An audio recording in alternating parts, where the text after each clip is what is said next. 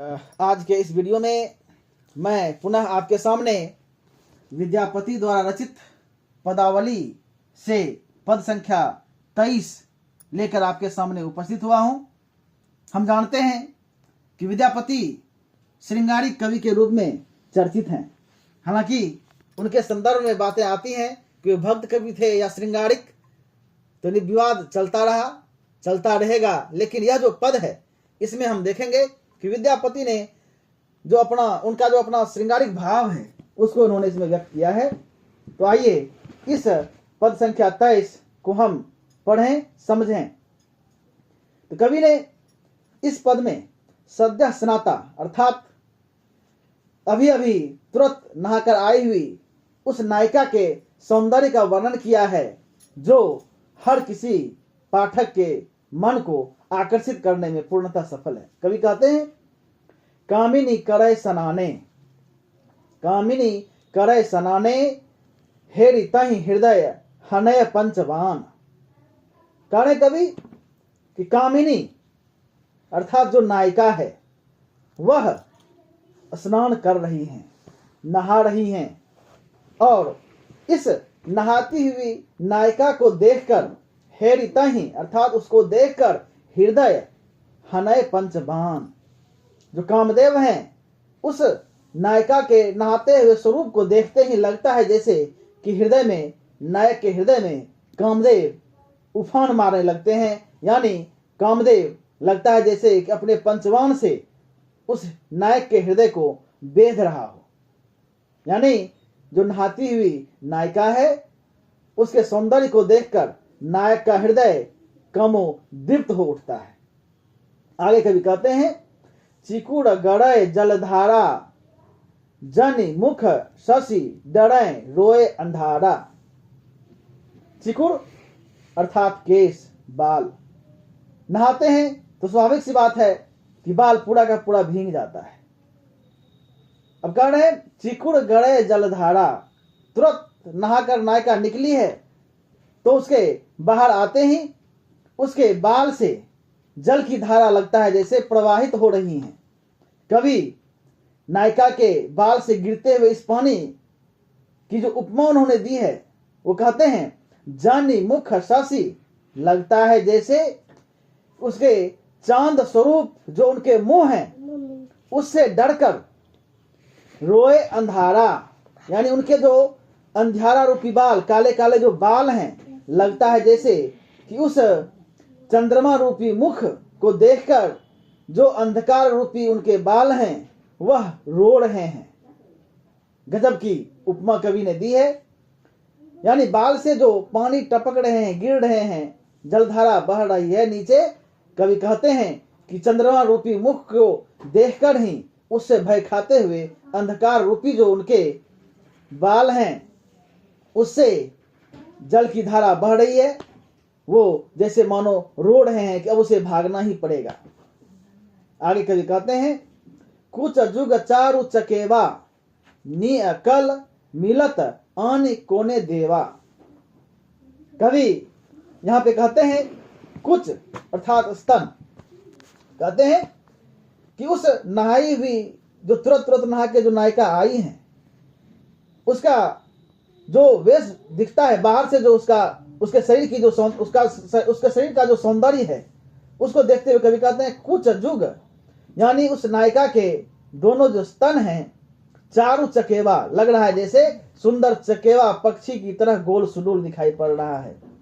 निय कल मिलत आन कोन देवा, और वह जो कुछ है, वह जो सुंदरता से युक्त दोनों कुछ है, जो स्तन है, नायिका को लगता है निय कल मिलत, यदि वह निकल के कहीं बाहर चला जाए, उड़ जाए, आन कोने देवा, फिर उसे लाकर मुझे कौन देगा। इस भय से नायिका क्या करती हैं, ते शंकाए भुज पासे, बांधि धैल उड़ी जायत आकाशे। उस नायिका को भय होता है कि कहीं हमारे कुछ रूपी जो युगल दोनों सुंदर स्तन हैं वह चकेवा पक्षी के तरह से गोल सुडोल हैं, कहीं यह उड़ न जाए, बांध धाए उड़ी जायत आकाशे, कहीं यह आकाश की ओर उड़ न जाए अपने झुंड में मिलने के लिए, इस भय से वह क्या करती है, ते शंकाएं भुज पासे, दोनों भुजाओं से कस के उसको पकड़ी हुई है, ताकि वह कहीं उस चकेवा पक्षी के झुंड में मिलने के लिए या अपने झुंड में जाने के लिए कहीं यह उड़ न जाए। कभी आगे कहते हैं, तीतल वसन तनु लागू। स्वाभाविक सी बात है, जब कोई नहा कर निकलता है तो कपड़े उसके शरीर में चिपक जाते हैं। तो कभी कहते हैं तीतल वसन तनु लागू, बिल्कुल वैसा ही जैसा कि स्वभावतः होता है कि वह नायिका उस गीले वस्त्र में जब बाहर निकलती हैं तो सारे कपड़े उसके शरीर में चिपके हुए हैं, पूरे तन में लगा हुआ है। मुनि ही मानस मनमथ जागू। कभी आगे कहते हैं, उस चिपके हुए कपड़े से युक्त जो नायिका है उसको देखकर, जब उसको देखते हैं मुनि लोग भी, ऋषि मुनि भी, जब उसको, मुनि ही मतलब ऋषि मुनि, मुनि ही के मानस मनमथ जागू, उस नायिका के उस सौंदर्य को देखकर लगता है जैसे ऋषि मुनियों के मन में भी मनमथ अर्थात कामदेव जगने लगते हैं। यानी कवि ने इस पद में नायिका के वैसे मानसल रूप का वर्णन किया है जो हर किसी को कामोद्दीप्त करने के लिए काफी है। आगे कवि कहते हैं, भनई विद्यापति गावे। विद्यापति गाते हुए कहते हैं, यह घोषणा करते हैं, कहते हैं, गुणमति धनी पुनमत जन पावे। कहते हैं यह जो हर गुणों से युक्त नायिका हैं वे धन्य हैं, और यह नायिका मिल किसे सकता है, कैसे किसे मिल सकती है, तो कहते हैं पुनमत जन पावे। वह जन, वह व्यक्ति जो बुद्धिमान हो, पूर्णमति हो और जो हर तरह के गुणों से युक्त हो, वैसे ही व्यक्ति को ऐसी गुणमती नायिका मिल सकती है।